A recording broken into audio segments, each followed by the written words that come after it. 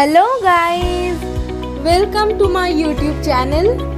আজকে আমি আমার মায়ের ছাদ বাগান নিয়ে একটা ব্লগ বানাতে চলেছি।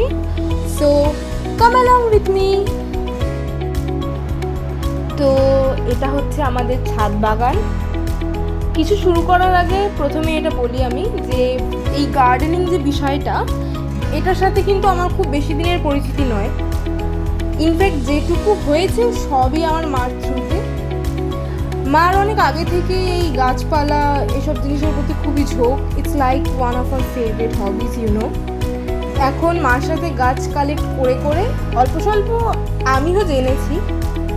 প্রথমে না আমি বুঝতাম না যে মা কী পায় সব সারাদিন করে। যেহেতু বুঝতাম না তাই ইন্টারেস্টটাও আসতো না। তারপর ধীরে ধীরে আমি বুঝলাম যে এটা শুধু মার ফেভারিট হবি নয়, it's like an escape from her daily life. মা গিয়ে ওই গাছগুলোর সাথে ঘন্টার পর ঘন্টা সময় কাটায়। কখন কতটা জল দেওয়া, রিপটিং, কাটিং করা, কোন সার কতটা দেওয়া, সমস্ত পরিচর্যাই মা করে। এগুলো কোনোটাই কিন্তু একদিনের নয়, অনেকটা সময় ধরে।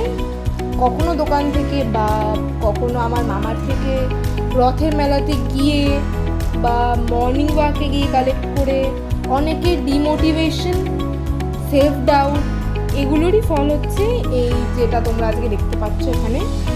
তোমরা যারা গার্ডেনিং করো তারা ভালো করেই জানো যে যখন একটা থেকে আরেকটা চারা হয় বা আরও হয় তখন কতটা ভালো লাগে। আমিও অবাক হয়ে দেখতাম যে কী করে একটা এরিকা পাম আরও কয়েকটা টবে জায়গা পেল। সবচেয়ে সুন্দর পার্ট হচ্ছে যখন ফুল আসে গাছে। I love that part.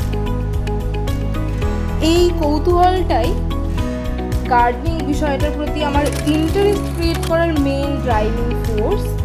After all we are family.